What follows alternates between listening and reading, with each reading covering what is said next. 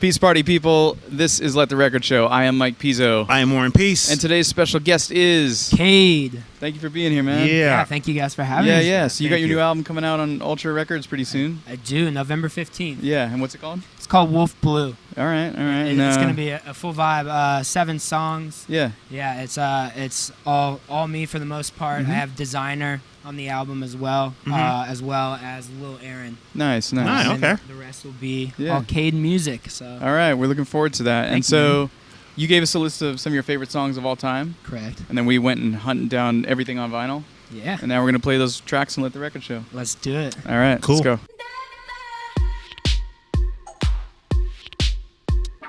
All right, CADE, first on your list is the very excellent Disclosure Settle album. And your cut, you had a couple cuts on here, but one of them is Latch with Sam Smith. I think that record's timeless, man. Yeah. Yeah, it's really one that stuck with me. I can remember exactly where I was when I heard it for the first time. I was out in Los Angeles for my first ever trip to LA. Okay. And I was there working with another band. I was like music directing at the time. Yeah. But my friend showed me this record. He's like, this was before it was on the radio, before any of that. And he's like, bro, you gotta listen to Disclosure Settle. And he's like, wait till you hear the song. Yeah. And he played it for me in headphones. Actually, it was one of my first times smoking weed and getting high too. Yeah. So after we smoked, put on the headphones, I was listening and I was like, this is insane. But you know what? After you smoke weed, every song you listen to after, you say the same thing. That is true. But You just start to hear different things. I'll give you that one, but let me tell you what, this song really opened me up to an entire different world of electronic production. Yeah. Made me want to switch to Ableton, honestly, because I was doing Logic at the time. Yeah. Okay. And I was like, okay, I get it. Like this is where I'm going. All right. I actually saw Sam Smith the other night at a Nobu. Yeah? Yeah, having dinner. Funny Nice. enough. But his vocals on this record are just... And that's his breakthrough hit, Unbelievable. isn't it? Oh, yeah. Yeah, that's like, Yeah, before that's this, he was, you know. I think he was. I think they said that he was working in a bar at the time that they Yeah. recorded this record. Okay. Yeah. So it definitely, Disclosure. Shout out to them. They really helped bring him on, from what I'm aware of. Yeah. So from a production point of view, so you're obviously producing before this and everything was going on with your production.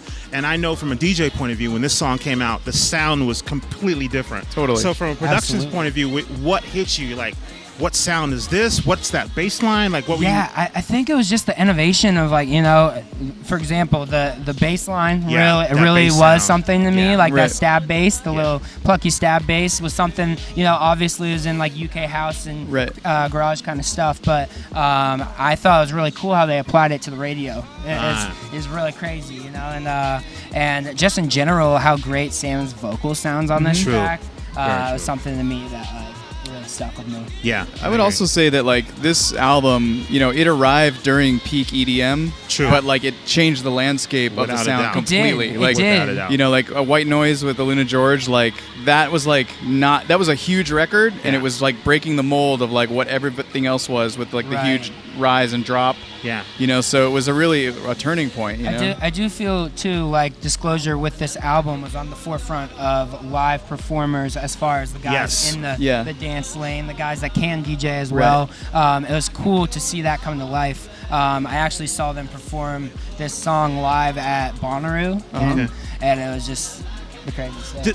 I saw some documentary where they have like 2 different rigs with keyboards, so you got to see that. So it's really sick. So they're playing the whole show sequence through Ableton. They have a video online where they show their setup. Yeah, that's what I saw. But it was really crazy, because they're sequencing it all live. They're doing the full thing. At times I think Howard even plays bass and stuff like that. So it's really sick to really see it all unfold, and it just inspired me so much as far as wanting to get back in the studio and try things with a different approach, and especially like the build out of the drums. I don't know if you guys pay attention to that part, but to me, it's really, really interesting how they decide to put it all together. The snare stuck out, because that's such an old sounding the snare. I was like, where'd you get that snare? Like, that's crazy, not right? Do you ever check? Oh, sorry. I was gonna say when me and Pizzo were DJing Excess.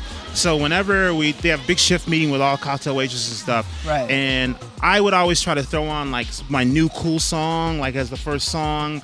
I remember Dave would try to do the same thing, and this one was the one that you'd play, and then the cocktail waitress would go, "What's that?"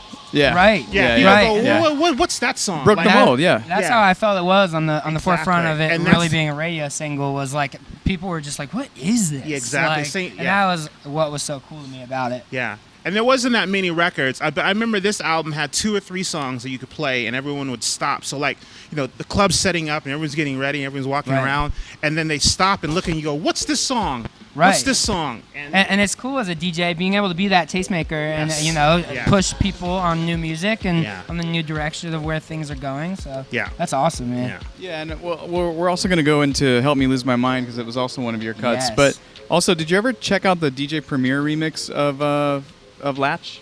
You know what? I don't know if I heard that one. I know the famous Flume, You and Me. Right, there are a couple remixes from this pack that almost outgrew the singles itself. Yes. It's really crazy. So that's one other thing too is like electronic music, not a lot of vinyl is pressed. So like otherwise I would have totally brought the Premier remix or the Flume remix, you know what I mean? But, in this case, we just get the album, which I'm happy with, Absolutely. But, so tell us about this. It features London Grammar.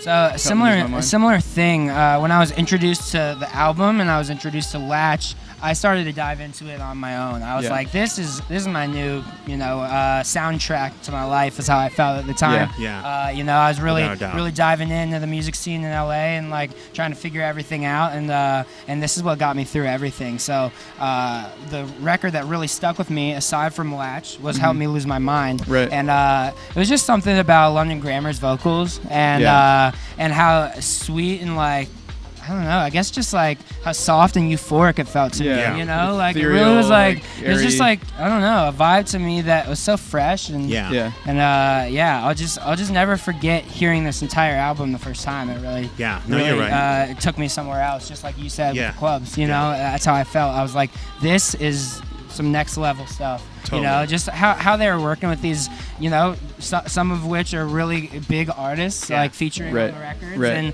it's cool just how they mended the sounds together and really like made something fresh out of it. And even the way it starts with "When a Fire Starts to Burn," which is just like a quintessential Dave Fogg record. Right. You know what I mean? Like I mean, that was their opening statement, like absolutely. "When a fire starts to burn," which is just amazing. And that one too, and you hear it, you're like, oh, this is great. Okay, they just chop that sample. When you see where the sample comes from and stuff, it's like, man, these guys are innovative. Yeah, all right. Sure. Disclosure, Settle LP, amazing. This is not to get confused. This one's for you. Baby, you my age. All right, Cade. Next up on your list, celebrating 10 years old, is Drake's "So Far Gone." Man, this album is his opening salvo, essentially. I mean, I think he had something once before this, but this album like put him on the map, and it did it immediately. It put him on the map. It was like one of his first real statements, which is cool. And this record right here, "Best I Ever Had," I'll just never forget hearing that for the first time. Such a vibe. I used to blast Drake every single day on the way to high school when I first got my car. You know? So I'd keep these CDs in the car, and I would just kind of switch back and forth between. But this record is one of the ones, just like you said, it really exposed me to Drake. Right. I didn't really know who he was until I heard these records, and I just remember hearing it and being like, man, this guy is mind-blowing. Really a different approach too. I mean, because it was kind of, I wouldn't say it was taboo, but before Drake, it was like if you were a rapper, you were a rapper, and if you were a singer, you were a singer. And so like when he came out, like there was a little bit of like pushback on it from like the hip hop heads were like, no, I don't mess with that singing. Absolutely. But he was also referencing Little Brother, Slum Village, Wu-Tang Clan, like all the groups that the hip hop heads liked. Mm-hmm. Right. So I mean, it showed that he actually was from that same school, And you know what? Just like what you said, like that's what it was for me about Drake that like made me like his music and his art so much is how vulnerable he seemed to be with some of his records. True. Yes. I know we could like fast forward and go into like Take Care and stuff even, but like some of the like laid back, the stuff that people call him soft for, to me is one of the like best parts. Oh yeah, you know, it's like his soulful melodies and it's the melodies. Yeah. His melody from a production point of view, the melodies are like. And you remember it was in this era that Lil Wayne said, like, we're gonna be good as long as we got Drake on every hook or something. Right. And I believe that to be true. Can you think of many songs that Drake comes in on that you're like, I don't like where he comes in there? He made artists like Migos. Absolutely. And that's the other cool thing about him, man. He like brings people up. Like for sure. Like he like likes to shout out the new guys in his songs. Like it's nothing. Like you don't even know who the name is, like Lil Baby, whatever. And he just tosses them into the game. It's crazy. Yeah. I mean, So Far Gone is excellent, and you know, I mean, I loved this when it came out. I know a lot of people did too. But even when he released Thank Me Later, it was like he took it even a step further. And then like Noah 40 found his sound and was really like, okay, like this is a sound. I can talk all day about 40. I think he's a wizard. We got to get him on the show. Seriously, 40's got to get on the show. Yeah, he's crazy. So, all right, Drake, So Far Gone, best I ever had. Showing you I love you, 'cause going out is getting old. All right, next up on your list, Free Black LP with Getting Old. It was your track. And Interscope Records, tell us about this. Yeah, man. So the first time I heard this record, I was sitting in a session, and you know how like you'll like kind of get together in the session and like break the ice, listen to some music, kind of vibe for a little bit. So we were doing just that, and I hadn't heard of Black at the time. Right. And someone was like, "Oh, like this new album, like you gotta check this out." So this was like right when I was really getting my footing in LA, and I was like trying to kind of find my sound for real, you know, and I was doing a lot of writing, and I just remember the bounce of this record and the feel of everything just making me feel like, okay, like I need to take my production here, you know, like I was like, this is like such a vibe, man, and similar kind of thing. It really just opened my mind to like my possibilities, and I kind of like took it back to the studio for myself, and I was like, man, like I don't know. It's just a vibe. Yeah, you know? I think if you like listen to it, you really just kind of pick up on it. Yeah. No, I hear that, and also like obviously, you know, it's very clear that Drake paved the way for artists just like Black. You know what I mean? In terms of this sound of being like a more mellow, ethereal, like, you know, chilled out sound. Absolutely, because you know, much like Drake, he's like in that singing rapper kind of lane, which like for me, finding my place in like the dance music scene, like you know, like I'm a vocalist and like, you know, I produce as well, but I really like to like sing on the records, and it's cool to like hear the possibilities and be influenced by these guys that really like take things out of the box as far as their field. Like they're not really holding themselves back. Like, you know, Black personally, like I know that he's like a man of his own in the studio. So like it's just, I don't know. When I heard this record, I was just like, man, it really takes me there. Yeah. All right, there it is, Black.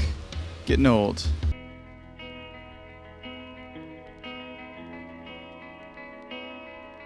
All right, next up we have the Kings of Leon Come Around Sundown LP, and your cut on here is Pyro. Oh, yes. And were you into them with the Only by the Night with Sex on Fire and all that stuff? Yeah. So obviously when everyone was getting hyped up on them, like from coming out of UK to coming to the States and really hitting radio, with, you know, You Somebody and whatever it was, Sex on Fire.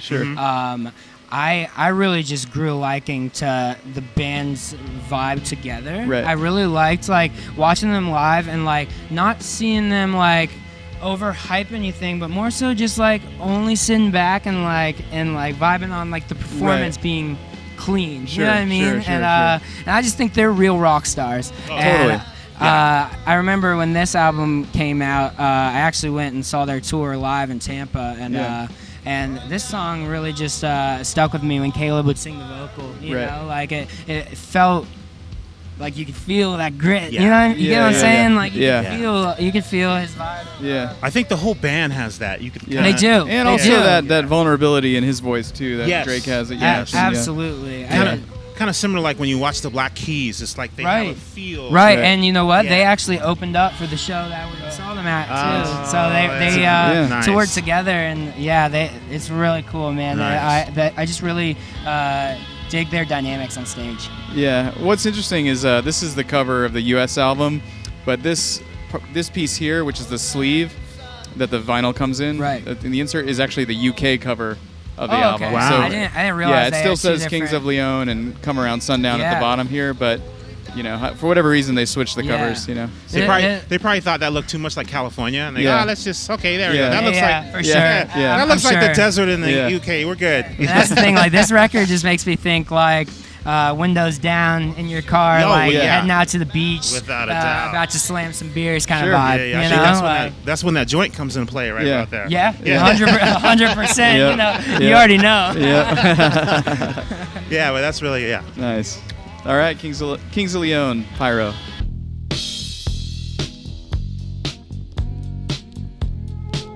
All right, and ending off with the 40 million copies sold worldwide. Good choice, man. Yeah, Fleetwood Mac Rumors choice. LP. Not mainstream at all. Yeah, and Dreams is the cut, which actually you were just saying in the break someone else picked this. Do you remember who it was? I don't remember who. No, I don't. It was Riff Raff. Was it Riff Raff? Yes, Riff Raff picked this song. You're kidding. Wow. Yeah, when he was on the show. Okay, see, then maybe that's why I've always just had this like connection with Riff Raff. I'm like, he's a legend. He really goes on his own wave, doesn't he? Yeah. Yes. But yeah, this is. I mean, man, this song is. You can't walk outside and not hear this song. Like, right. I mean, everybody has heard this song, and it's a classic tune. But tell us your experience. For me, I just remember I was dating this girl at the time, and she had a vinyl player or like a record player in her bedroom, and we were just chilling back, listening to music, and she put this on for me at a time where I probably should have already known the record, honestly. Sure. I was in high school, and she played Dreams, and I just remember like it felt to me like out of body, you know, like when I heard it, it was like something about like I guess like Stevie Nicks just like threw me back into like another time. Yeah. You feel what I'm saying? Yeah. No, it's not like, those raw vocalists. Right. The same thing you had with King Les, those raw vocalists. And that's so what it is emotion. too, you know, the dynamics that are captured in this recording because, you know, as everything is these days, we are compressing the shit out of everything. It's like it couldn't be more of a master war, but but this record, you hear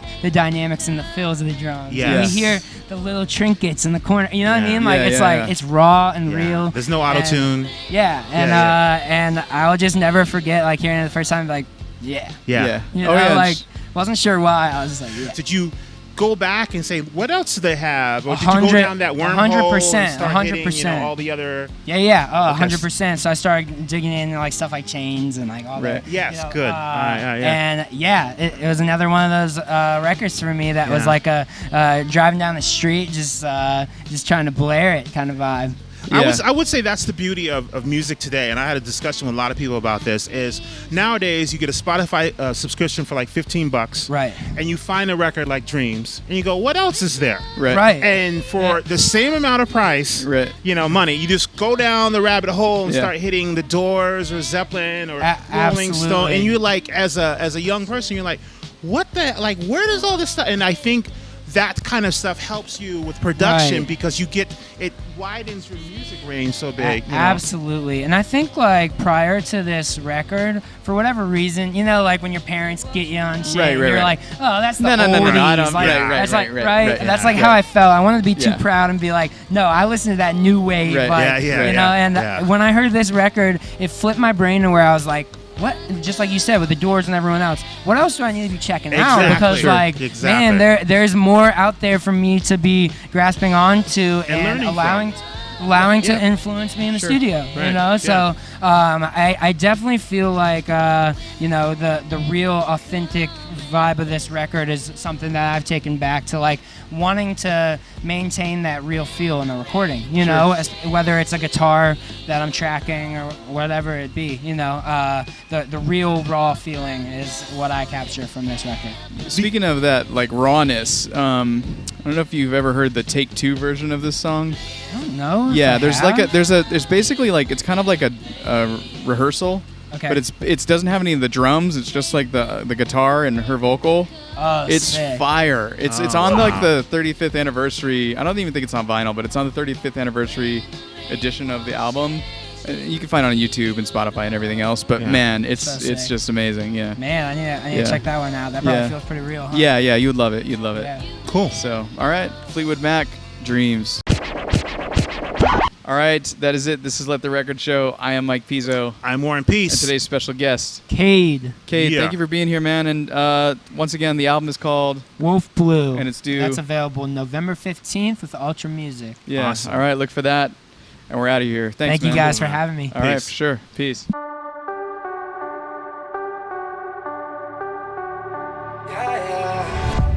I don't wanna know if you miss me. I don't wanna blow what you're breathing in. I'm not trying to say how I'm feeling. I'm okay, I'm okay.